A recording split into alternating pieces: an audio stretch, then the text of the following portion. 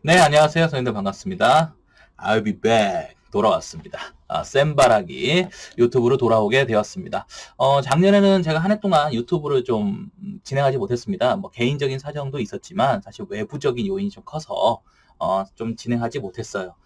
유튜브를 통해서 전달하다 보니까 불특정 다수가 들을 수 있는 어떤 그런 공간에서는 사실 좀 제가 말할 수 있는 게 제한적일 수밖에 없어서 조금 작년 한 해는 좀 바쁘기도 했지만 좀 못했습니다. 이제 앞으로는 좀 유튜브 활동도 다시 재개해 보려고 합니다. 쌤바라기로요. 자, 하여튼간에 쌤바라기 말 그대로 쌤바라기처럼 할 테니까요. 이제 오늘 이제 스타트가 이 영상부터 시작하게 됐는데요. 우선은 시험이 이제 벌써 끝난 지가 뭐 일주일도 채 안 됐습니다. 일주일도 채 안 된 시험인데 저도 이제 사실은 첫날은 우리 선생님들께서 이제 뭐 선생님이 해주신 게 뭐가 나왔다. 저도 이제 문제를 보면서 저도 사실 문제를 봤어요. 이렇게 시험지를 가지고 직접 선생님들과 똑같은 느낌 좀 받아보려고 좀 풀어봤더니 역시 이제 시험이라는 게 참 재밌는 게 1년 동안 선생님들이 이제 시험을 준비하면서 상당히 이제 뭐랄까 공부 열심히 하시고 이제 예측되는 부분이 무엇일까 이런 부분을 좀 적중도 시켜보려고 하고 상당히 노력 많이 하시죠. 그럼에도 불구하고 현장에서 직접 응시를 해보면 그 느낌이 다르죠. 그 느낌이 상당히 다릅니다. 그래서 그 부분에서 많은 분들이 힘들어하세요. 그래서 저도 이제 사실 그 부분을 잘 알기 때문에 뭐 해준 게 나왔다 안 나왔다 이런 걸 떠나서 선생님들께서 어쨌든 간에 상당히 힘들었을 거라는 생각을 들고요. 또 이제 지금 이제 한 일주일이 지나지도 않았지만 지금에 와서 첫날은 이제 뭐 선생님이 해주신 게 나왔다, 뭐 수업 시간 다뤄진 게 나왔다라고 하는 것을 또 해서 이제 안도를 했지만 또 시간이 좀 지나가면서부터는 우리 선생님들께서 시험장에서 요구를 잘 만족하고 계셨을까 또는 시험에서 요구하는 키워드를 잘 제시했었을까 상당히 그런 부분이 이제 걱정도 되고 저도 사실은 불안하죠. 그러니까 아마도 지금 이 시간이 우리 선생님들이 굉장히 불안해하고 힘든 또 시험이 끝났기 때문에 홀가분하다고 하기보다는 또 허무하고 힘든 시기가 아닐까 이런 생각을 하고 있습니다. 그런 부분을 좀 한번 말씀드리고 싶었어요. 그리고 이제 이런 12월 달에 인터넷 커뮤니티를 통해서 대부분 이제 어떤 예상 답안이라는 것들을 접하게 되고 또 그 와중에서 이제 뭐 수험까지 나오는 학 강사들이 제공하는 예상 답안이나 또 수험생들끼리 논쟁이 벌어지는 예상 답안 그 사이에서 이제 자기 답안의 어떤 부분을 상당히 또 비교하면서 스트레스를 너무 많이 받습니다. 스트레스를 너무 많이 받기 때문에 참 걱정입니다. 제가 이제 이 일을 하면서 이제 느낀 건데요. 대부분 이제 국어가 그래요. 국어과에 대한 얘기를 먼저 할까요? 국어과가 그렇습니다. 국어과가 약간 이어령 비어령 같아요. 저도 사실 국어과를 선택하게 된 거는 뭐 속된 말로 좀 만만해서 수학과 영어에 비해서는 국어교육 쪽이 좀 만만해 사범대를 가야겠는데 그래서 만만해 선택을 했는데 만만하지가 않습니다. 국어과만큼 방대한 영역을 자랑하는 과목도 드물고요. 정말 방대하죠. 또 하나 뭐 하나 똑 부러진 게 없어요.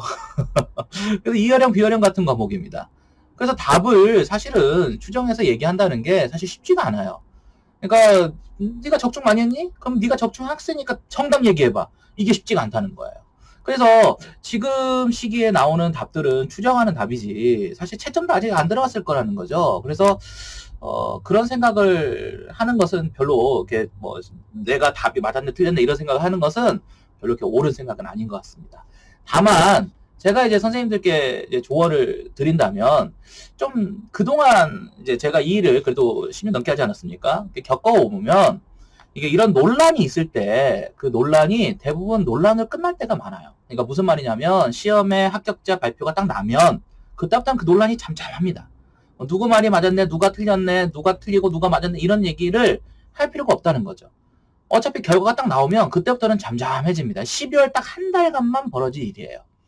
두 번째는 국어과 특성이 아까 그렇다고 했잖아요. 그러니까 원래 출제자가 이게 답이야 라고 생각하고 냈다고 하더라도 그 답을 고스란히 추구할 수만 없어요. 추구할 수만 없어요. 왜냐면 그 문제의 타당성이나 이런 것들이 문제가 될 수 있기 때문에 사실상 허용 채점을 하는 경우가 많습니다. 그러니까 논란을 할 필요가 없었던 거죠. 너도 맞고 나도 맞았으면 서로 좋은 거잖아요. 그래서 대부분 논란이라는 것들은 허용이 되거나 아니면 그 논란 자체가 의미가 없거나 이 둘 중에 하나이기 때문에 사실은 우리가 뭐 내 답과 상대방의 답이 비교를 하고 누구 답이 맞았을까 이런 부분을 쟁점을 화하는 것은 그렇게 바람직하진 않다고 봐요. 물론 거기서 내가 좀 점수를 더 맞았네? 못 맞았네? 이런 걸 느끼는 것으로서 어떤 12월 한 달간 동안 다양한 심리적 기복이 일어날 수도 있겠다는 생각은 하지만 그건 별로 바람직하지 않다고 봅니다. 그래서 제가 이제 좀 오늘 준비한 영상은 해설 강의가 아니에요. 그러니까 제가 사실은 학원 측에서도 이제 해설을 좀 학원 일하고 있다 보니까 해설을 좀 찍으라고 이야기를 하고 있는데 제가 좀 거절했어요. 지금 시기에 정답도 함부로 얘기할 수 없고 정답이란 게 지금 아직 출제 측에서 얘기도 안 했는데 지금 어떤 교수님이 내가 출제했는데 이게 정답이었어 라고 얘기하시는 교수님이 누가 있겠어요. 그러니까 그런 부분도 좀 말이 안 되고 이건 잘못하면 불안을 조장할 수도 있다. 그러니까 그런 부분을 좀 하지 않았으면 좋겠다. 그래서 저는 사실 지금 현재 제가 일하는 학원에서는 유일하게 지금 해설 강의를 안 하고 있는 버티고 있는 강사인데요. 또 하나 이제 제가 좀 걱정되는 건 연락이 자꾸 와요. 수강생분들께서 연락이 오셔서 아까 말씀드린 첫날은 선생님께서 말씀해 주신 것들이 좀 눈에 보여서 안심이 됐는데 자꾸 이제 시간이 지나가면서 불안해진다.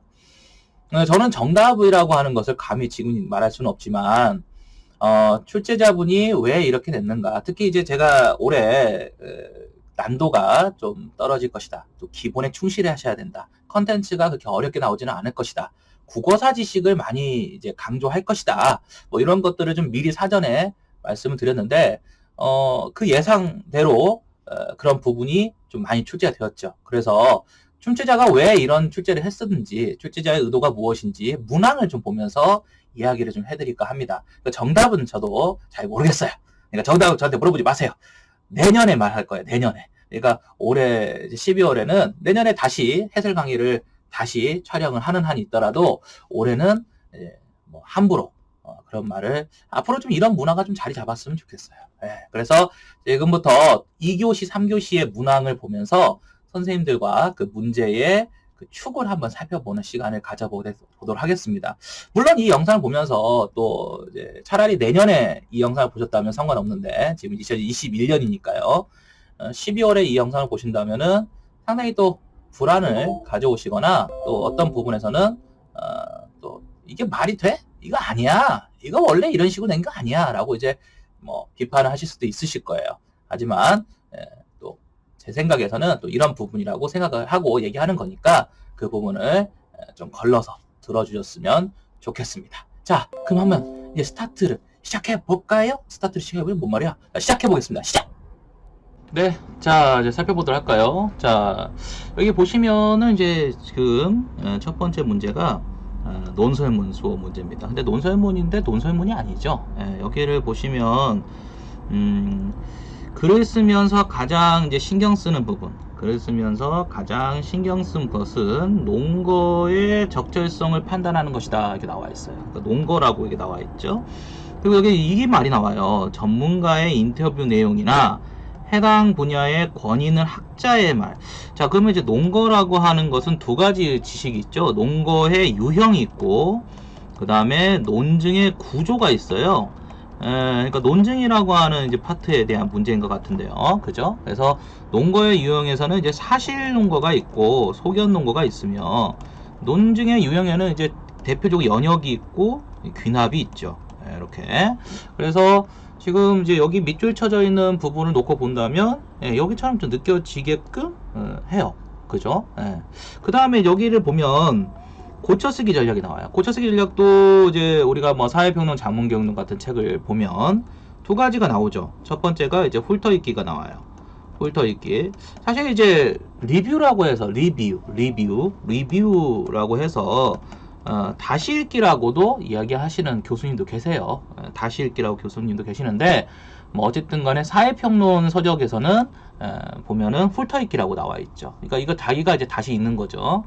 사실 이제 사회적 구성주의에서는 이제 그 협동적인 활동을 중시하기 때문에 돌려 읽기도 있습니다. 근데 이제 문제 뒤에서 이제 보시면 아시겠지만 이걸 냈어요. 교수님이 뒤에서는. 그러니까 여기서는 뭐냐면 단번에 글을 처음부터 끝까지 읽으면서 수정할 부분을 다시 찾는다. 그래서 대학원에서 이제 이 부분에 대해서 문제 제기했던 기억이 나는데 혼자서 이렇게 찾으면 찾아지냐 자기 중심성이 있는데 뭐 그런 얘기를 많이 했던 것 같습니다.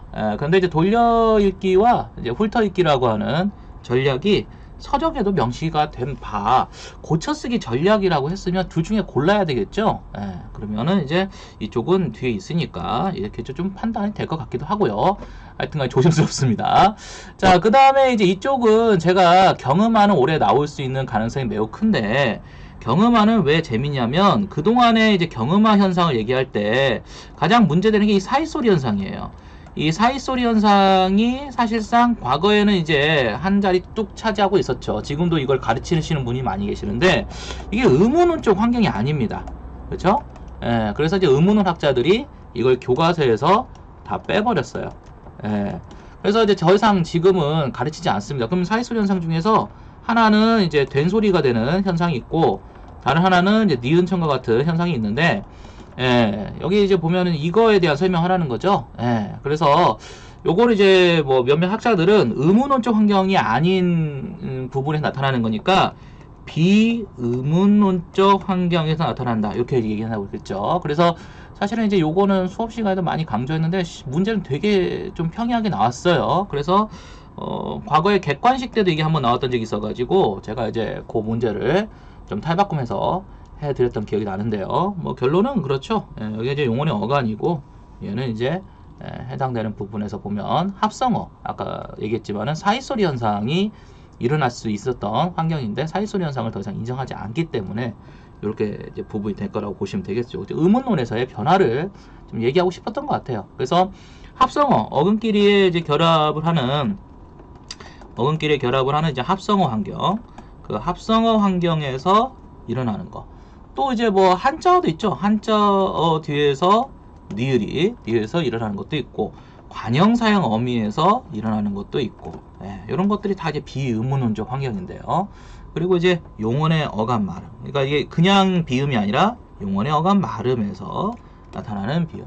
그래서 이제 우리가 안기다 같은 경우는 어간의 말음이 비음이 아니어서 일어나지 않는다. 뭐 이런 식으로도 설명했던 기억이 납니다. 그래서 얘는 이제 그 환경을 쓰라고 한 것 같아요. 그래서 비의문론적 환경에 해당되는 두 개를 제시하는 게 문제의 포커스였던 것 같아요. 그래서 뭐 특별히 여기서는 이론의 여지가 없는 것 같습니다. 제가 보니까.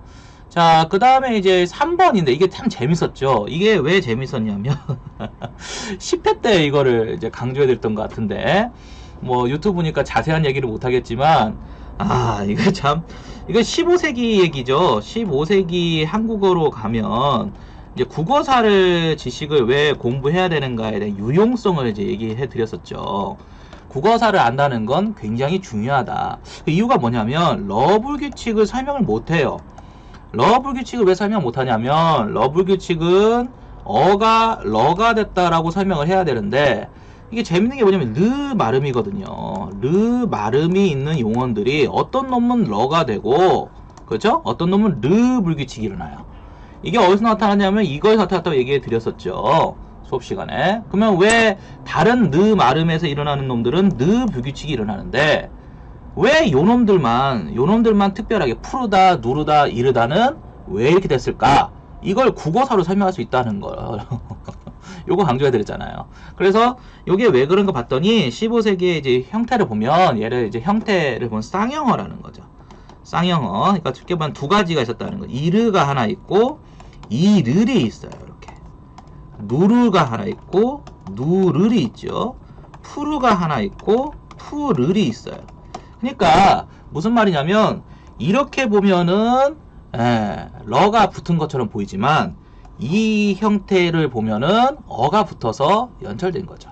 그죠? 그러니까 결과적으로 쌍형 형태가 있었다는 것을 이제 강조한다. 누가? 몰라. 그거는 얘기 안 해. 그러니까 강조한다. 이렇게 해서 이 문제가 10회 때 모의고사 때 좀 알려드리고 이제 찍기 특강 때도 요거는 조심하셨으면 좋겠다 했는데 뭐 선생님들 대체적으로 수학 선생님들이 뭐 반응이 좋게 나온 거 보니까 잘 푸셨을 거라 생각이 됩니다. 그래서 쌍형어근을 갖고 있는 특이한 15세기의 특징, 그러니까 이거를 설명하려면 뭐를 알아야 된다? 국어사 지식을 알아야 된다. 뭐 이런 식으로 논의가 있었다고 얘기했죠. 주장하는 뭐 학자들이 있다 이렇게 얘기했는데 뭐 그렇습니다. 거기까지 거기까지만 얘기하겠습니다. 자, 그 다음에 고공가도 이제 이 선조설이 있죠. 선조설이 있고 이제 허전설이 있는데, 사실 이제 허전이라 나와 있는 것보다는 선조가 썼다라고 하는 게 훨씬 더 맞는 말이다라고 생각했을 때 얘를 이제 알레고리로 설명해요. 다시 말하면 학자들 따라서는 이거를 이제 이렇게 읽지 말아야 된다라고 주장하는 학자도 계시다고 얘기까지 해드렸었죠, 수업 시간에. 그리고 특히 제가 이제 알레고리적인 것이 드러나기 때문에 이런 가사는 그 말이 되게 중요해. 이게 무슨 의미입니까? 이게 무슨 의미입니까? 이렇게 물어볼 것이다. 여기서 이제 가장 뭐 만만한 게 이거다. 이거 외놈이다, 외놈. 임시를 다녔을 때 외적이다. 뭐 이런 말씀을 했던 것 같은데, 문제에서 딱 그렇게 됐어요. 근데 여기 재밌는 게 뭐냐면 국조도 물어봤거든. 국조라는 것은 이제 그 한 나라의 시작 아닙니까? 그러니까 이제 여기 보면은 머슴이든, 이게 이제 고공답주인가 같은 이원익이 이제 쓴 고공답주인가가 나왔으면 만울림이 나와야죠. 만울림이 나와서 이제 안주인 만화님이 사실상 상머슴하고 머슴하고 만화님이 이제 그 쉽게 말하면 국왕이 되겠죠. 임금이 될 텐데, 여기는 국조라고 물어본 거 보니까 이런 부분이 처음에 한 어버이 밑에서 태어났다 뭐 이런 식으로 얘기하는 게 낫지 않겠는가? 그렇죠? 그렇게 이해하고 넘어가는 게 맞겠습니다. 자, 그 다음에 이제 5번. 처음에 제가 이 문제를 딱 접했을 때는 드디어 22년 만에 면담이 시험에 나오나 했어요. 면담 사실 진짜 애증의 관계인 게, 안 하자니 뭐하고 하자니 뭐하고. 그러면 이제 면담하면 맨날 질문자의 의도나 얘기하고 답변 전략 이런 거 이제 집중했는데, 이 문제는 그거 아무런 관련이 없어요. 그러니까 이거 면담이 안 나온 거죠. 22년 동안 안 나왔으면 앞으로도 안 나올 가능성이 더 높다라는 걸 입증한 문제라고 봅니다. 자, 여기서 재밌는 말은 여기에 이런 말이 나와요. 화법의 교수학습 방법 차원. 그럼 화법의 내재적인 접근이 있고 실질적 수행법이 있고 역할놀이가 있다. 이렇게 이제 2회 때 얘기해 드렸던 것 같아요. 특히 이제 저는 거기서 역할놀이를 조금 더 문제에서 포커스를 잡고 냈었죠. 근데 이제 실질적 수행법과 역할놀이법, 이게 상당히 애매하다. 그러니까 이제 역할놀이는 허구적인 역할을 해야 된다. 이거를 이제 제가 구분하는 기준으로 설명을 해 드렸는데, 여기 보면은 가상의 역할을 수행하는 것이 아니라라고 나와 있어요. 나와 있죠? 그러니까 이렇게 나와 있으니까 얘는 아닐 것 같아, 내 생각에. 이 말이 나와 있으니까 가상 역할을 해야 되는데 안 하니까 이건 아닌 것 같아. 그러면 이제 남은 게 이거밖에 없거든. 모르겠어요. 이거 어디 나왔냐 보면 국어교육에 2회 나왔다고 얘기하겠지만, 뭐 사실은 2회 때 훑어드렸던 부분이고, 제가 이제 이해중심교육과정 얘기를 많이 했죠. 이해중심교육과정이라고 하는 것은 단순히 지식을 알고 있는 데서 그치지 않고 그거를 이제 활용할 수 있는가. 특히 이제 이런 문제들은 놓치면 안 된다 그랬어요. 왜냐면 이런 문제들은 허용될 가능성이 매우 크거든요. 자, 이렇게 어떤 활동을 제시해 보라고 하는 것들은 제 생각에 다 이해중심교육과정 기반한 문제라고 생각을 해요. 그러니까 교사로서 어떤 활동을 제공해 주고 그거에 대한 피드백을 통해서 지도를 할 수 있는가, 이게 사실은 이제 교원 임용고사의 본질이겠죠. 저는 이게 맞다고 봅니다.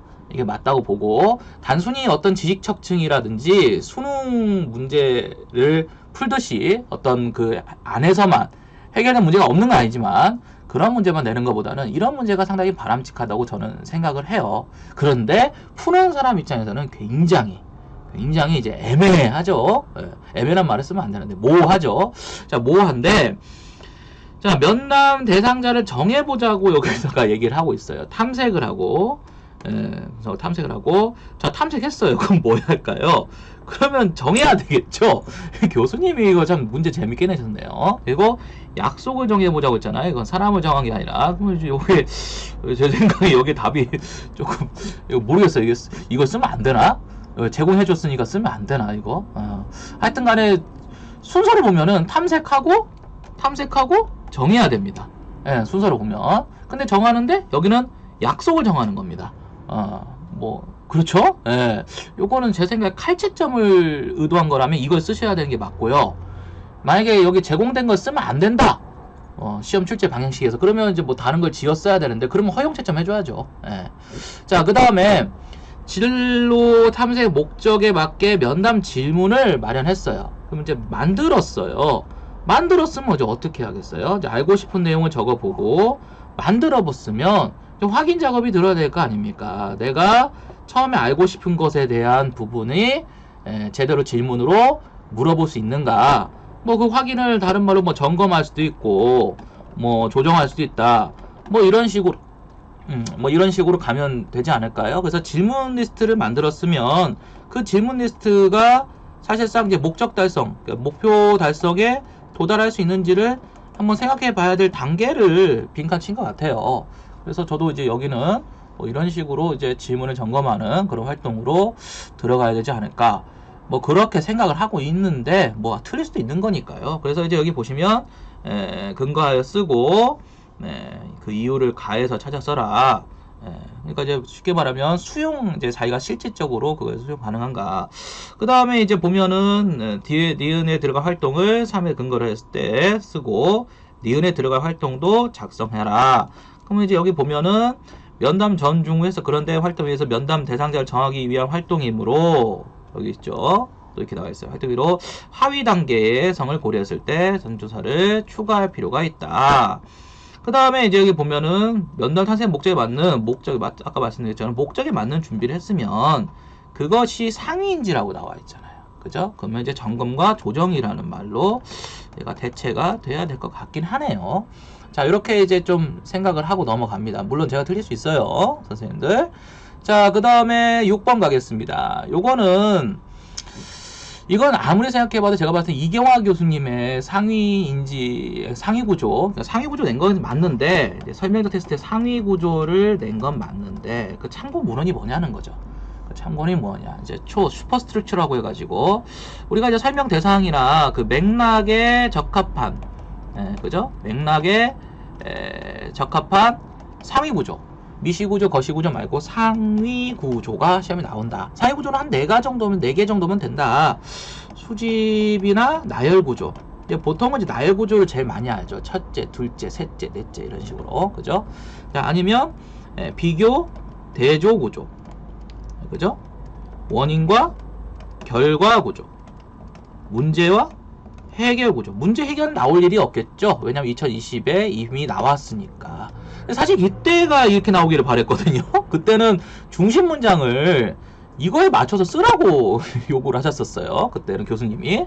그럼 이제 선택지가 3개밖에 없어요. 이게 왜 그러냐면 제가 수업 시에도 많이 얘기했지만 교수님들이 흔히 말할 때 상위 구조는 요 4가지 정도면 족하다 그래요. 뭐 8정성 가정용도 아니고 한 4-5개 정도면 족하다. 그러니까 무슨 말이냐면 얘네들이 어떤 전달을 하는데 훨씬 효과적이다는 거죠. 특히 논문 쓸 때 이게 굉장히 중시합니다. 논문 쓸 때. 교수님들이 논문 쓸 때 첫째, 둘째, 셋째, 넷째 이런 거 되게 좋아하세요. 왜냐면 명확하잖아. 그러니까 명확하게 전달할 수 있기 때문에 사실은 나열 구조가 의외로 논설문에서도 효과적이에요. 그런데 이제 여기는 지금 그런 말이 없잖아요. 화산 지형에 관련된 것은 그런 말이 없습니다. 그럼 교수님이 이걸 왜 냈을까?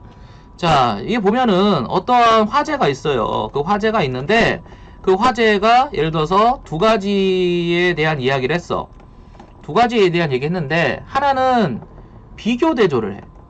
자, 비교 대조. 그러니까 우리가 비교 대조라고 하는 것은 뭐냐면 흔히 말하면 차이점과 공통점을 분다는 얘기인데 이걸 특성이라고 그래요. 특성. 수업시에도 얘기해드렸죠. 특성이라고 합니다. 그러니까 다시 말하면 이제 이 대상과 이 대상의 특성을 이해하는 거죠. 자, 그런데 수집 모형은 뭐냐면 화제와 관련해서 수집 모형은 얘네들이 독립되어 있어요. 독립되어 있습니다. 그러니까 얘하고는 다르죠. 그러니까 얘는 어떤 대상과의 공통점과 차이점을 2가지를 비교 대조를 해서 그걸 설명하는 방식이라면 수집 모형 같은 경우는 하나의 화제를 독립적으로 각자 하나씩을 얘기하는 겁니다. 이런 점에서 약간 분석하고 좀 비슷해 보여요. 분석이라고 하는 것은 정의를 내려요. 정의를 내리고 그거에 대해서 분석을 하고 예시를 깔아요. 이런 식으로 가죠. 그러니까 사실은 이제 정의양이 이제 있어야 됩니다. 그러니까 뭐 과거에 그 우리 임용고사에서도 이 정의학이 누락됐다라고 해가지고 분석에 대한 문제가 됐던 기억이 납니다. 자, 그러니까 다시 이제 살펴보니까 이 문제가 좀 재밌는 게 그냥 단순하게 그냥 이게 무슨 구조예요? 이렇게 물어본 게 아니라 이걸 물어봤단 말이에요. 그 특성을 설명하라고, 장점을 설명하라고 물어봤거든요. 예, 그래서 지금 그 사고의 그 흐름을 얘기한 것 같아요. 근데 이런 설명을 해준 책이 이경화 교수님이 쓰신 읽기지도의 원리라는 책입니다. 이제 오래된 책인데, 이런 책인데요. 예, 이런 책인데 이게 초등국어 교육 쪽이시거든요. 예, 지금 교원대학교 초등국어 교육 쪽에 이제 그 재직 중이신 교수님이신데 이 초등국어 쪽, 그러니까 사실은 이제 보통 초등학교 5학년 때 이걸 배워요. 무슨 말인지는 이제 알아서 들으셔야 될 것 같습니다. 예, 그래서 이게 보통 초등학교 5학년 때 배우는데 이걸 내셨어요. 그러니까 2020학년도 기출문제는 뭐 그렇다 치는데 이런 문제는 조금 뭐 개인적으로는 좀 냄새가 납니다.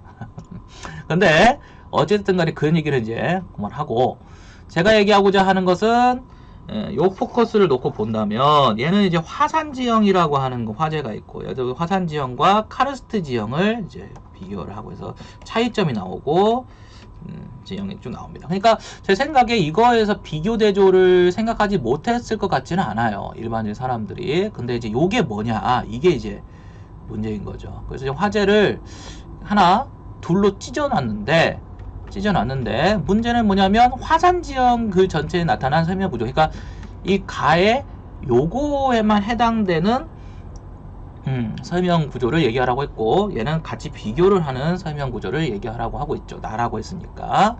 예, 그래서 가에서는 화산 지형에, 그 다음에 나에서는 종합정리에, 그러니까 종합정리라는 건 이거죠. 그래서 얘는 이제 비교를 해서 특성을 좀 이해할 수 있는 건데 연결지어서 이해를 함으로써 이해할 수 있는 건데 얘는 이제 동적인, 한번 읽어볼까요? 그러면 읽어보면 자, 화산 지형은 지하 깊숙한 곳에 마그마가 가스가 지연에서 특별 지표로 분석을 형성된다.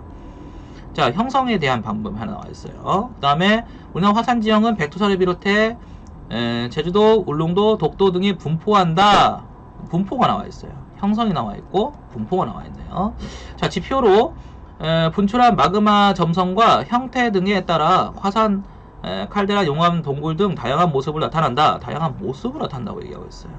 자, 화산 지형은 형태가 매우 독특하면 경치가 뛰어나 관광자원으로 활용되는 경우가 많다. 관광자원 활용에 대한 얘기가 있고, 화산 지형은 제주도의 경우에만 보더라도 기암, 비방암이 물 빠짐이 쉬운 현무암으로 병사함 입장에서 이게 사실 보면 다 겉돌아요.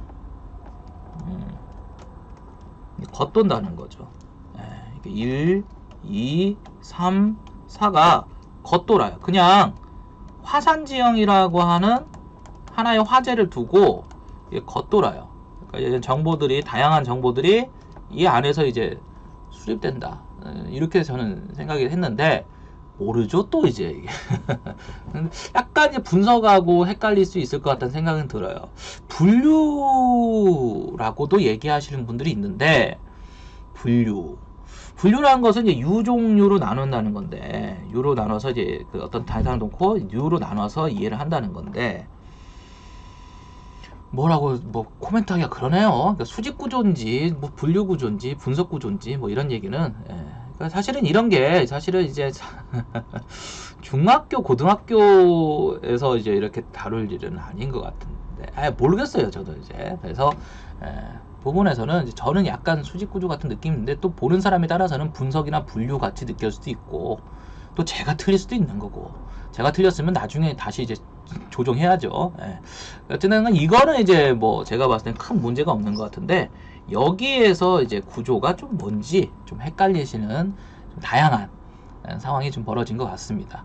하여튼 뭐 그렇게 생각하고 넘어가야 될 것 같습니다. 자, 그 다음에 넘어가겠습니다. 7번. 자, 요 문제는 요 문제는 수업 시간 특히 이제 이상하게 올해는 11월 달에 찍어드렸던 게 거의 다 나오네요. 역시나 이제 보면은 이게 제가 그때 얘기했지만 동료 평가, 이제 자기 평가가 있고 동료 평가가 있고 이제 교수사 평가가 있다. 이제 평가자 주체에 가서. 근데 이제 중요한 건 이제 요거를 좀 강조를 좀 해야 됐어요. 그죠? 예, 요거를 굉장히 강조를 했습니다. 그리고 이제 중요한 것은 이 동료 평가라는 것이 돌려읽기라고는 다르다. 돌려읽기는 고쳐쓰기의 전략이죠. 얘는 전략이지만 항상 우리 선생님이 이거를 헷갈려서 못 쓰시더라고요. 동료 평가라고 하는 것은 이게 아니다. 돌려읽기가 아니라 동료 평가다. 그럼 이제 동료 평가는 이제 협조자 역할을 좀 해줘요. 그죠? 협조자 역할을 해주고 독자 역할도 해줍니다. 그러니까 이제 협조자, 독자 역할을 해서 결과적으로 내 글이 이제 맥락적으로 상대방에게 잘 전달되는가. 그러니까 이제 다시 말하면 대화를 할 수 있다는 거죠. 여기까지 왔으면 이제 대충 눈치채셔야 되는데 대화적인 이제 글쓰기가 가능합니다. 그래서 왜 웃니? 너 왜 이렇게 왜 웃니? 하신다면 전 할 말이 없어요. 유튜브에 대고 할 말이 없습니다. 근데 어쨌든간에 이 정도까지 왔어요. 그래서 사실은 무슨 말이냐면 돌려읽기라고 하는 것이 가지고 있는 가치를 낸 게 아니라 얘가 가지고 있는 이런 얘기를 한고자 했던 것 같아요. 교수님이. 특히 이제 이걸 이제 우리 협동 또 협의라고 하는데 이 협동 협의를 이제 바탕으로 해서 작문을 하자 이렇게 하는 거죠. 그러면 협동 협의를 하면은 중행모역이 나오죠. 중행모역. 이게 중행모역이 나오면 쓰기 전, 중, 후. 그러니까 이 협의라고 하고 전과 중과 후에서 이루어진 이게 이제 중행모역이라고 하는데 이걸 중행모형이라고 하죠. 이게 이제 뭐예요? 이게 협동작문이에요. 그러니까 협동작문은 협동의 중액이 여기 있어요. 그러니까 전에도 협의하고 중에도 협의를 하고 후에도 협의하자는 거야. 그럼 쓰기 전, 중, 후에 모든 협의를 하자, 협동을 하는 것이 효과적. 왜 그냐고요? 왜 그냐면 이런 역할을 해주니까. 그래서 이제 사회적인 어떤 상호작용을 할 수 있다는 것을 강조하는 거죠. 그래서 대화주의나 사회적 구성주의자들이 강조하는 교육의 어떤 가치를 얘기하는 거고, 그거를 이제 염두에 두고 낸 것 같아요. 제가 느꼈을 때는. 그리고 이제 또 하나는 뭐냐면, 여기 이런 말이 나오죠. 통합성의 원리가 나옵니다. 국어교육의 예를 갖고 많이 내셨네요. 국어교육 예를 갖고 많이 내셨는데, 자, 우리가 지난번에는 지속성의 원리가 나왔어요. 그죠? 제가 이거 외우라고 했죠. 지속성, 전인성의 원리도 있고, 과정 중심의 원리도 있고, 실제성의 원리도 있고, 그죠? 통합성의 원리도 있고. 제가 특히 여기서 조심해야 될 게 요거라고 얘기했어요. 요거는 뭐냐면, 지도와 평가가 같이 들어가야 된다. 다시 한번 평가가 했으면 너 못했네, 잘했네가 아니라 평가가 끝나면 너 그 부분에 대해서 이렇게 해봐. 바꾸라는 거고. 실제성이라고 하는 거라든지 지속성이라고 하는 건 시험이 많이 물어봤고, 과정중심도 많이 물어봤고, 전인성은 태도라고 얘기해드렸어요. 태도. 태도에 대한 부분을 평가를 들어간다. 이렇게 얘기해드렸던 것 같습니다. 그러면 무슨 말이에요? 통일성의 원리에 기반을 했다는 얘기는 무슨 말이냐면 얘가 지도도 들어갔어야 한다는 거예요. 얘가 무슨 말이냐면 평가를 했으면 그에 대한 피드백과 지도가 들어갈 수 있어야 된다는 거죠. 이 얘기를 하고 싶은 거 같다라는 거죠. 제 생각에는. 그렇죠? 그러니까 이제 결과적으로 교과서 편집 원리에서도 이런 얘기 하잖아요. 고쳐쓰기를 했으면 피드백이 나와요. 피드백. 고쳐쓰기와 피드백. 그러니까 이제 여러분들 편집 원리를 보면은 피드백이 나와요. 그죠? 사회평론 작문경도 보면은. 그러니까 이제 결과적으로 봤을 때 친구들과 이 협조자들과 돌려읽고 평가 기준표를 활용하여 피드백을 했다. 이렇게 나와 있잖아요. 그죠? 그러니까 이게 지금 이 얘기를 하고자 하는 것 같은데, 제 생각에는. 그래서 가해에서 평가 중점을 이제 참고했을 때 평가 중점이 뭔가 봤더니 여기 이제 평가 중점이라고 하는 것은 어찌됐든 간에 그 학생들이 교사, 학생 자신 이걸 뭐라고 하냐? 이걸 협조자라고 하거든. 협조자 역할을 하고 있고, 그 다음에 통합성의 원리에서 교사 평가 과정에 분리되도록 통합되도록 하려고 하는 얘기는 그들이 이제 어떤 부분을 피드백 해주면서 지도까지 들어갈 수 있다는 얘기거든요. 그죠? 그래서 동료평가의 장점, 협동의 장점은 항상 이 부분을 기억해야 된다. 이렇게 이제 제가 마지막 때 콕 찍어서 얘기해 드렸던 기억이 납니다. 일단 그렇다고요. 그렇다는 거고. 자, 그 다음에 협동작문은 아까 중행모형 기억나시죠? 근데 이제 여기서는 뭐라고 하냐면 협동작문을 말씀하셨는데, 협동작문은 모든 구성원의 모두가 하나의 글을 공통적으로 창작해야 한다. 요즘에는 오히려 이거를 빼요. 창작은 각자 하고 어디서 많이 한다? 그렇죠. 구상단계나 공유단계, 협의단계에서 이루어져야죠. 그러니까 쓰기 워크숍이라고 한다면 구상 단계와 협의 공유 단계에서 이루어져야 돼요. 왜냐면 글을 쓰는 건 같이 쓰는 게 쉽지가 않아요. 공동 창작이 가능하긴 하지만. 그래서 아까 중행모여라고 얘기했죠. 중행모여. 예, 중행모여. 그러니까 이거를 놓고 본다면 얘는 좀 좁게 생각하고 있는 거죠. 뭐 그러면 뭐 예, 전반적으로 할 수 있다기 하시면 될 것 같은데요. 예. 그래서 이제 그 부분하고 그러면 자 봅시다. 자 이제 보면 요거를 봐야죠. 요거 분석해야 되니까 자 참가에 들어갈 내용을 써야 되고 하나 점수 주고 통합성의 원리에서 고쳐쓰기 단계에서 니은에 구현되었다고 판단됐으니 이유를 써야 되고 그죠? 그럼 이유를 써야 되고 근데 이제 평가 중점을 고려하라고 했단 말이에요. 그러니까 평가 포커스를 이렇게 두 가지 포커스를 맞춰서 해야 된다는 얘기잖아요. 그죠? 그 다음에 두 번째는 뭐 협조자 얘기를 듣고 싶었는지는 모르겠습니다. 솔직히 말하면 이거를 가지고 협조자를 쓰라고 한 건지 아니면 그냥 안 써도 되는 건지는 모르겠습니다. 자, 그 다음에 쉽게 이해할 수 있는 디귿에 들어갈 내용을 쓰되 디귿에 내용을 들어갈 내용을 쓰되 쉽게 이제 했던 게 이해할 수 있도록 디귿에 들어갈 쓰되 교사 평가 계획에 대한 그에 대한 근거 그러면 이제 안 써도 될 거 아니에요. 협조자는 왜냐면 점수가 근거가까지 있으니까 하나 둘 셋 넷 이렇게 4점 맞을 것 같은데요. 이렇게 4점 딱 나올 것 같은데 자 그러면은 이제 여기 보면은 근거가 뭐냐 근거가 이제 뭐냐면 이제 여기서 이제 교수학습 평가 계획이라고 했으니까 교수학습 평가 계획이 어디 있어?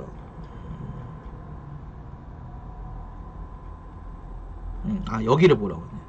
여기를 보면은 자 보면 이게 나와요 이게 그죠? 맥락이라는 게 나온단 말이에요. 제 생각에는 이거를 염두에 두고 나온 것 같아요. 주제와 독자. 제가 그랬잖아요. 올해 이 동료 평가하고 독자는 누가 뭐래? 꼭 기억하라고 얘기했잖아. 자 하여튼 간에 그렇게 해서 정리하고 넘어가도록 하겠습니다.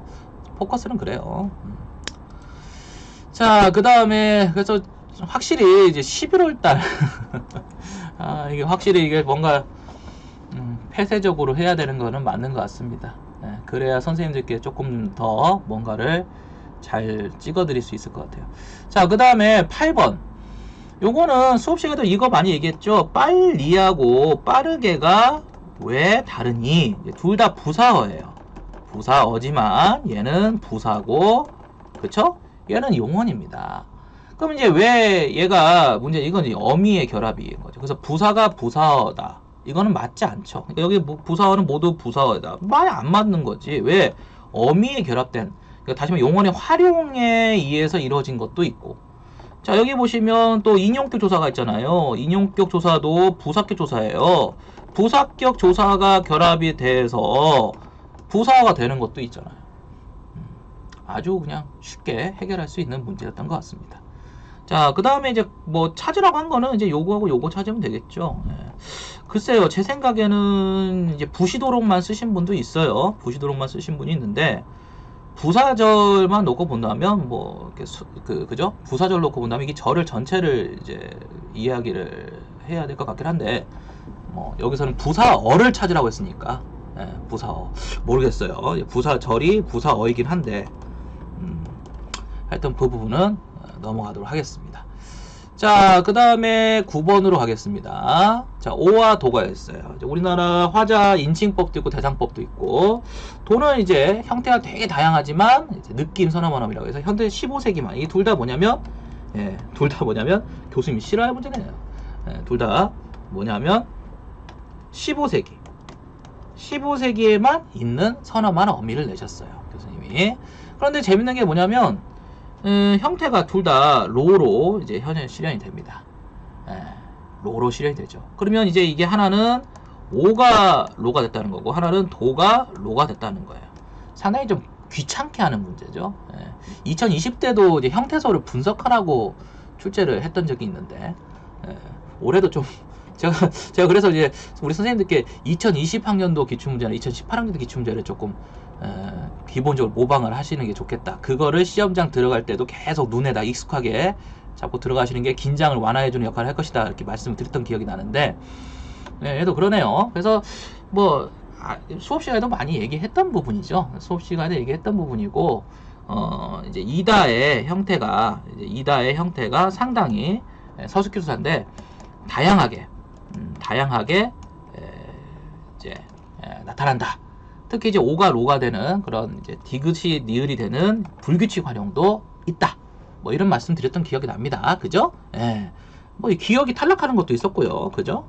뭐 여러 가지 이제 그 15세기만 있는 불규칙 용어의 활용이 있죠.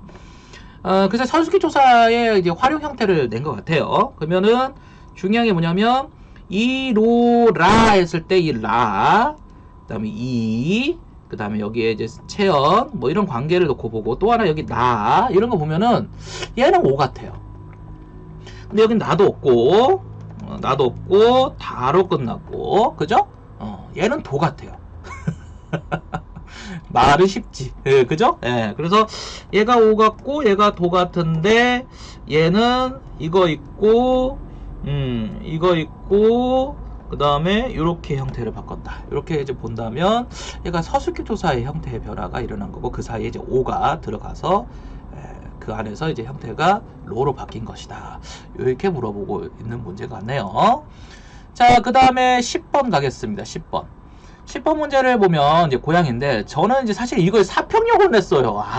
참 그죠? 그래서 사평역에서가 이제 나왔는데 좀 아쉬운 게 뭐냐면 사평역에서는 사회문화적 맥락으로 이제 문제를 또 뒤에서 물어보더라고요. 그래서 우리 선생님들이 뭐 사평역이 나왔어요 그러는데 제가 항상 이제 유의를 해두는 것이 작품을 이렇게 조금 다뤄주면 작품이 그 작품 나올 가능성이 높다. 근데 작품에서 물어볼 수 있는 컨텐츠는 다양하다. 그러니까 어떤 건 시어의 의미 관계를 통해서 정서를 찾으라는 문제가 나올 수도 있고 어떤 거는 그 맥락에서 어떤 사회 문화적 맥락을 가지고 있는지 저 같은 경우는 상행 가지고도 냈던 기억이 납니다. 그래서 사실 우리 뭐 수강생 분들도 그 문제를 풀 때 그 연습을 통해서 좀 해결해야지 이거를 뭐 적중시켜서 해결할 거라고 생각하는 것보다는 연습을 좀 해야 된다. 하지만 내가 다뤄드리는 작품이 시험에 나온다고 가정한다면 당연히 작품에 관련된 공부를 좀 꼼꼼하게 다양한 컨텐츠에 맞춰서 해놔라. 사실 백석고양도 과거에 나왔던 작품입니다. 이것도 나왔던 작품이고 사평역에서도 나왔던 작품이에요. 그러니까 작품이 특이한 작품이 아니에요. 교과서에 다 수록된 작품이고 이거 제 생각에 내년에도 이런 식으로 공부가 해서 시험에 맞을 것인가 이건 제 생각은 아니라고 봐요. 내년에도 교과서에 뻔히 보이는 그런 적중되는 작품을 찾기 위해서 노력하는 것은 제 생각은 아니라고 보는데 어쨌든 올해는 2020도 그렇지만 제가 분명히 그랬잖아요. 2020대도 성애꽃하고 그죠? 뭐 별을 가지고 냈지 않습니까? 그러니까 아무래도 이제 이렇게 좀 교과서에 좀 편제되어 있는 작품이 나오면 좀 사전에 어떤 부분을 좀 했으면 어땠을까? 뭐 해법 문학 같은 교재를 봤으면 어땠을까? 이게 사실은 제가 올해도 이제 교재를 좀 보라. 좀 작품에 대한 미시적인 게 좀 보라 이렇게 말씀드렸었어요. 그래서 혹시라도 제가 말하고 싶은 거는 이 현대시 문제를 푸는 거는 상관없는데 지금 여기서 푸는 건 상관없는데 혹시 이 컨텐츠를 내년에 준비하시는 분들이 모방해서는 안 될 것 같습니다. 이게 조언이에요. 분명히 조언입니다. 제가 예상한 것이 빗나간 적이 없어요. 그러니까 선생님들이 항상 안타까운 게 뭐냐면 올해 준비하시는 분하고 내년에 준비하시는 분은 전혀 다른 시험 컨텐츠를 개발을 해야 되는데 대부분 선생님들이 그 전년도에 내가 이런 작품을 이렇게 했으면 뭐 이런 생각을 해요. 제가 왜 이런 말씀을 드리는 거냐면 2020대인데 그 말 들었거든. 해법 문학을 왜 안 봤니? 막 이런 식으로 뭐 어떤 작품들을 많이 해줘야 되는지 뭐 이렇게 했는데 내년에 그렇게 했다가 큰일 납니다. 하여튼 그건 그렇고요. 자, 하여튼 문제가 좀 그렇게 뭐 2020처럼 상당히 작품 선정에서는 평행 이러면은 칼채점을 하겠다는 얘기예요. 칼채점 하겠다는 얘기인데 공간이 그렇잖아요. 공간에 시적 공간을 대립하는 거 뭐 저는 사평역에서를 이걸 내가지고 이제 선생님들이 만약에 그랬다면 그냥 답부터 외웠겠죠. 밑줄 그어서 여기서는 이제 공간을 좀 찾아야 됩니다. 제가 뭐 백석의 고향 가지고 시어의 의미관계와 정서를 내진 않았죠. 정서나 이제 이런 부분은 나온다고 거의 100% 나온다고 제가 이제 얘기를 했어요. 그래서 다양한 작품을 통해서 정리를 했는데 아마도 제가 보니까 수강생 분들께서도 이런 부분에서는 상당히 잘 접근하고 계시는 것 같아요. 기능적으로만 좀 신장되면은 크게 문제가 없는데 꼼수를 부리려고 하면은 안 된다는 거. 자, 그래서 이제 보면은 나는 북간에 혼자 알아 누워서 어느 아침 의원을 베었다.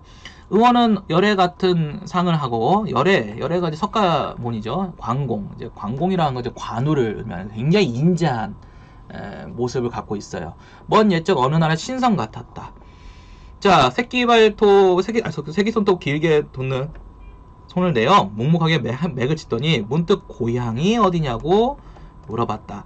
공간이 이제 고향이 이제 나왔어요. 그죠? 공간이 평안도 정주라고 얘기했다. 공간은 평안도 정주입니다. 그러면 아무개씨 고향이란다. 아무개씨 고향 이렇게 시어의 의미관계를 이렇게 물고 가는 거죠. 그러면 아무개씨를 아느냐고 한즉 의원은 빙긋이 웃음을 띄었다. 이게 시어의 의미관계를 찾고 가야 됩니다. 자, 그래서 막역지간이라고 하는 수염을 쓴다. 나는 아버지라고 섬기는 자라고 하면 아까 아무개씨가 또 이렇게 연결되네요. 또 자, 섬기는 자가 한듯 의원은 넌지시 웃으면서 말없이 팔을 맥을 보는데, 자, 여기서 웃음을 띈다든지 말없이 팔을, 그러면 이제 이 사람이 상당히 이제 너 나랑 뭐 잘 아는 사람이구나, 아유 고향 같은 동양 사람 만났네 하면서 이제 따뜻한 손길을 느끼게 되었죠. 그 속에는 고향도 있었고 아버지도 있었고 아버지의 친구도 있었다. 그럼 이제 이건 이제 우리가 시의 소통 구조, 그죠? 작가와 독자가 있는데 이제 화자와 청자의 소통 구조, 이 소통 구조를 이제 교수님이 내신 것 같거든요. 그래서 다시 말해 소통 구조라는 말은 뭐냐면 공감이 잘 된다는 얘기죠. 우리가 왜 평안도 정주 사람이 아님에도 불구하고 이 작품이 상당히 따뜻하고 뭔가 연민도 느껴지면서도 따뜻한 공감 능력을 가져올 수 있게 했을까? 그거는 객지 생활을 하는 사람이라면 다 알죠. 객지와 고향, 그죠? 두 공간을 상징하는 공간을 찾고, 그죠? 객지와 공간, 고향에 대한. 그러면 객지 생활하는 사람들은 동양 사람들을 만나는 게 굉장히 반갑죠. 저도 이제 보면은 선생님 상담에서 선생님 저도 전주 살아요 이러면 전주요? 왜 이렇게 반가워요. 그러니까 사실은 이제 멀리 객지 나와서 생활하는 사람들은 같은 고향 사람이라는 건 반갑지 않겠습니까? 게다가 그 사람에 대한 출신도 겹치지만은 막역지간인 사람하고 아는 사람, 지인이야. 아버지처럼 여기는 사람하고 지인이고, 그 사람이 그 사실을 알고 웃고 웃으면서 나에게 맥을 짚어줄 때 그 손길이 따뜻하게 느껴진다고 그랬어요. 그러니까 결과적으로 얘는 지금 뭘 얘기하고 싶으냐면 시적 공간을 객지와 공간을 찾고, 답을 얘기하지 않겠습니다. 화자와 정서에 대한 부분을 연결해서 설명하고, 그죠? 그러면 이제 여기서 1점 정도 나오고, 여기서 1점 정도 나오겠네요. 자, 그 다음에 교감이 일으키는 소통 방식을 두 가지를 차려고 했으니까 각자 1점씩 나오겠네요. 그럼 아까 이제 어떤 부분을 찾아서 근거를 들면 되겠죠. 그러면 총 4점 나오네요. 그러면 이제 여기서 이제 자기가 답안을 구성할 때 그 자리를 채웠는가만 생각하세요. 이 문제는 그렇게 풀어야 됩니다. 답이 뭐다! 이 작품에는 원래 뭐다! 이렇게 하는 것은 내가 봤을 때는 안 맞고, 이렇게 하면 4가지 나오죠? 자, 1점은 0.5점씩 두 개가 나올 것 같고, 1점은 정서와 어떻게 연결된 거 쓰면 될 것 같고, 무슨 정서인지, 뭐 그 정서가 답이 뭐야! 여기서 무슨 정서가 답이야! 꼭 그것만 써야 돼! 뭐 이런 식으로 갈 필요는 없다는 얘기죠. 자, 그 다음에 이런 소통과 이런 소통에서 각각 쓰면은 점수가 나오지 않겠어요? 제 생각엔 문학은 이렇게 가야 될 것 같아요. 문학을 마치 무슨 그 구구단 외우듯이 이는 사야, 이 작품에 이거야, 이 작품에서는 이게 답이야, 이 작품에서 이걸 밑줄 쳐야 돼, 이런 식으로 접근하는 거는 저는 좀 지양돼야 된다고 봅니다. 그래서 제가 이 부분에 대해서는 별로 이 시어가 답이에요 이렇게 얘기하고 싶지 않아요. 왜냐면 뚜껑 열어보면은 허용될 수 있는 범위도 크고 그 안에서 이해될 수 있는 부분이 있는데, 왜 이거를 꼭 내가 백석의 고향을 어디서 내가 찍었다, 적중했다 이렇게 말을 해야 됩니까? 그죠? 좀 갑자기 흥분했는데. 그래서 그런 것들은 제가 봤을 때는 의미가 없을 것 같아요. 그냥 선생님들의 포커스에서는 4점에서 내가 대충 몇 점 맞았을 것 같다라는 것을 추정하는 게 제일 필요할 것 같습니다. 아셨죠? 넘어갈게요. 자, 이제 11번 가겠습니다. 11번은 잔인한 도시. 제가 이청준 작가의 작품 이렇게 말하니까 다 찍었네요. 다 찍었어. 예. 저도 또 이제 욕바지가 되겠네요. 예. 이렇게 말하면 뭐 안 찍은 게 없죠? 예. 다 찍었어요. 제가 이청준 작가의 작품 중에서 70년대, 80년대 작품을 조심해야 한다 그랬어요. 이청준 작가는 특히 알레고리와 그 다음에 상징, 그죠? 알레고리와 상징, 그리고 무엇보다도 액자식 구성을 잘 쓴 작가다. 그래서 이 작가가 논의적으로 얘기를 많이 나오는 게 이지적인 성격을 갖고 있는 국문학사적인 소설사, 이 소설사적인 의의가 있어요.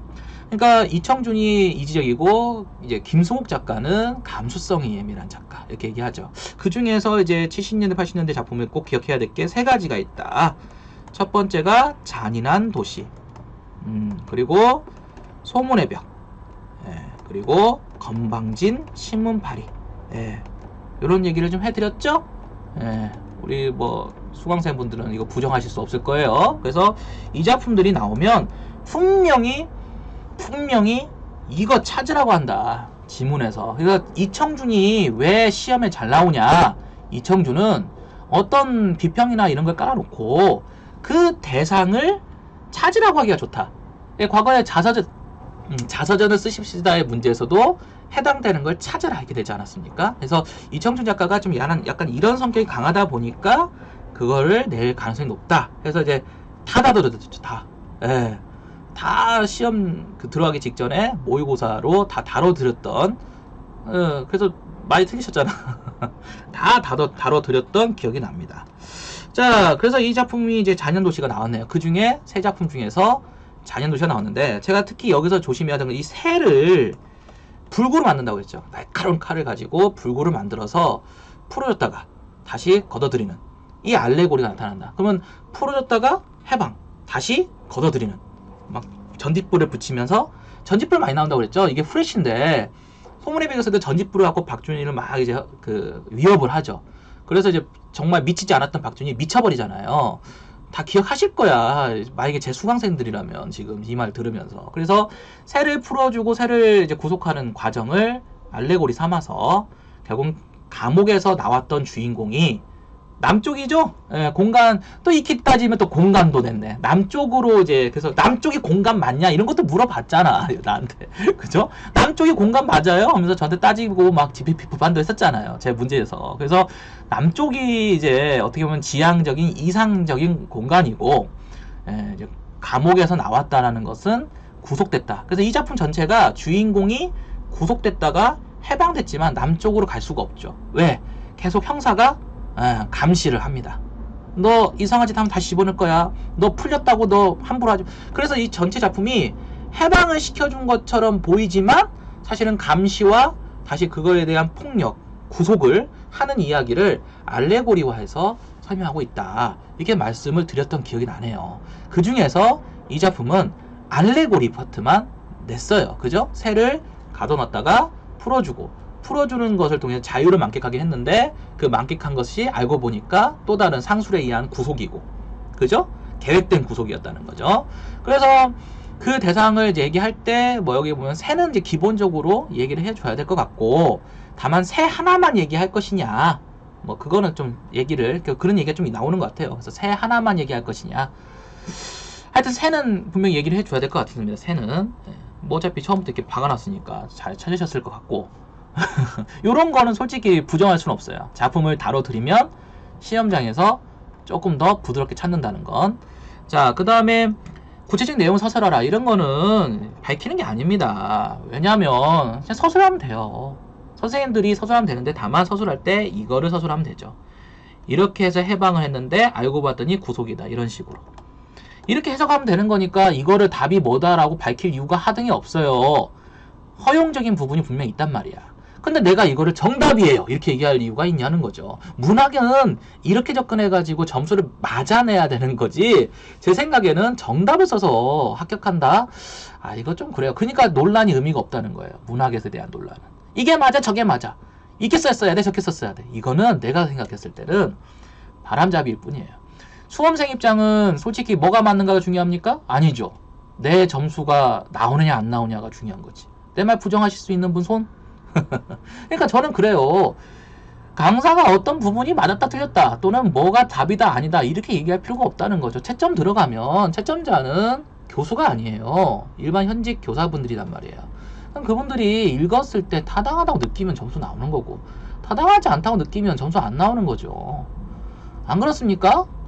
예? 안 그래요? 지금 이 영상 보고 계시는 분들 문학 공부를 너무 이렇게 그래요. 그래서 다른 문법이나 이제 문식성에 비하면 상대적으로 좀 공부가 약간 헐랭이 같죠. 헐랭이 같지만 그렇게 해서도 점수를 맞을 수 있는 부분이 있을 것이다. 저는 그렇게 믿습니다.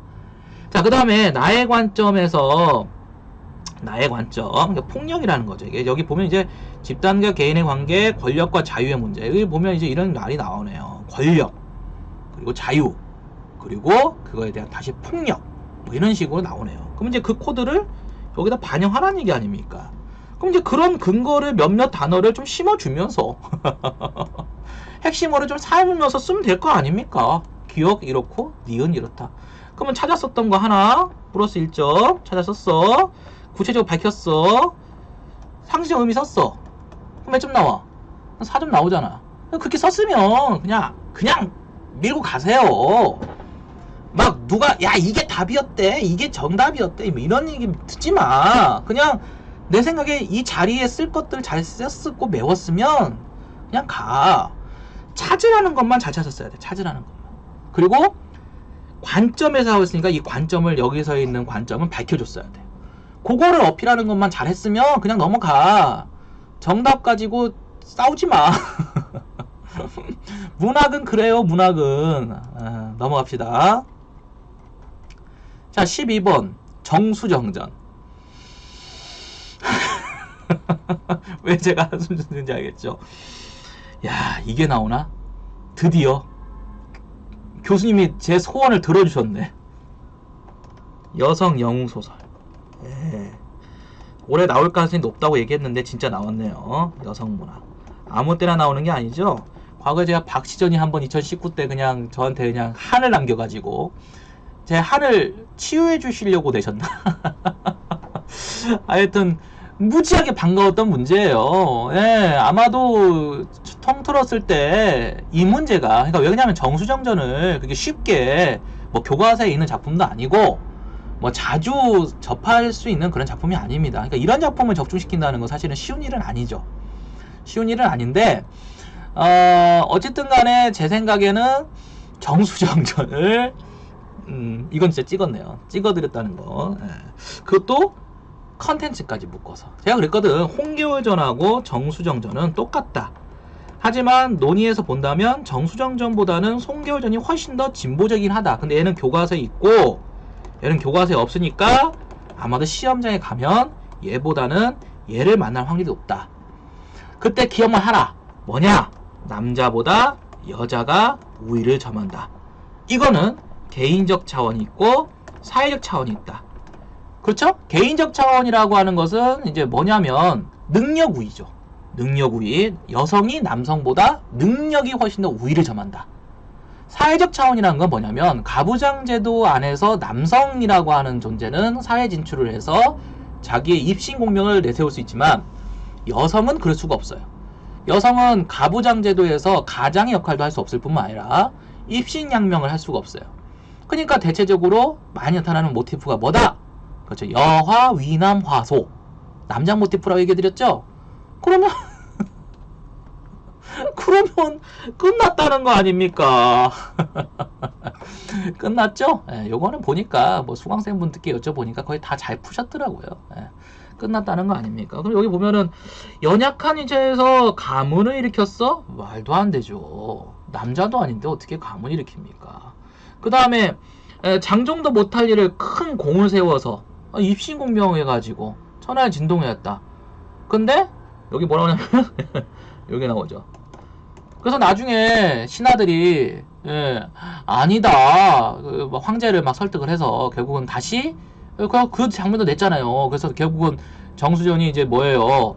여기 보면은 남편의 첩을 그냥 그죠? 예, 첩을 막 죽이니까 재밌는 건 그거였죠. 홍계월전에서는 시아버지가 편을 들었는데 정수정전에서는 시어머니가 훈계를 하죠. 그래서 조금 더 진보적인 걸 홍교전으로 설명한다. 이런 논의가 있다까지 얘기 드렸죠.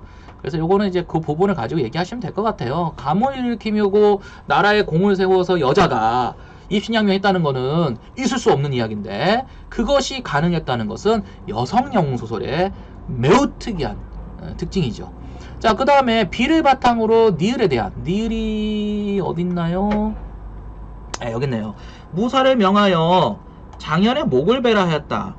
그러면 이제 이것도 상당히 웃기죠. 가부장제도라고 하는 거, 아까 얘기했죠. 가부장제도라고 하는 건 사회척을 봤을 때 가부장제도 안에서는 남성이 여성보다 우위를 점하, 여필종부란 말 들어보셨죠? 여필종부. 여성은 남자를 쫓아야 된다, 따라야 된다. 그러니까 가부장제도는 그래서 대부분 이제 보국도 그렇고 장현도 그렇고 홍계호전의 보국도 그렇잖아요. 이제 결혼을 시키니까 자기가 부원수인데 아내가 원수야. 그러니까 좀 약간 열받잖아? 그래가지고 자꾸 첩만 끼고 막 멀리해. 그래서 결국 둘 작품 모두 첩을 그냥 확, 그죠? 징벌해버리잖아요. 그러니까 여기서 재밌는 건 뭐냐면, 가부장제도에서는 네가 밖에서 아무리 나보다 상사라고 해도 집안에 들어오면 내가 가장인데, 내가 남자인데, 이게 있다는 거죠. 그러니까 장현에게 입장에서는 네가 내 아내인데 이거고, 정수정의 입장에서는 네가 내 미친데 나는 원수, 너는 장수, 나는 장군, 너는 쫄병, 뭐 이런 건데 거기에 포커스를 두고 이 둘을 비교해서 쓰시면 되지 않았는가? 관점 각각 쓰라고 하는 거. 그럼 얘도 마찬가지잖아요, 채점을. 자, 근거 두 가지를 아까 보니까 뭐 가문이라든지 이런 거 포커스 주고 하나 썼어. 그 다음에 뒤에서 내가 봤을 땐 아내인데, 내가 봤을 땐 내 쫄인데 그죠? 뭐 이런 식으로 해서 하나씩 썼어. 그러면 4점 나오겠네. 그렇게 가야지. 문학을 제가 아무리 이거를 적중했다, 막 찍었다, 내가 미리 해줬다 이랬다고 해서 내가 이게 답이에요, 이렇게 안 합니다. 이렇게 안 합니다. 그건 너무나 좀 가증스러운 것 같아요. 자, 어쨌든 간에 문학은 이런 식으로 해서 좀 생각을 해보자. 자, 우선은 이제 2교시까지만 좀 제가 진행을 했습니다. 3교시는 제가 오늘 또 이제 2차 준비해야 될 것 같아서, 수업을 해야 될 것 같아서 좀 나중에 다시 올려드리도록 하겠습니다. 오늘은 이렇게 2교시까지만 잘 하셨죠? 걱정하지 마세요. 이런 식으로 접근해서 점수가 나올 것 같다 생각하시면 그 안에서 2차 준비 열심히 하세요. 아시겠죠, 선생님들? 자, 3교시 또 봬요. 이따 봬요.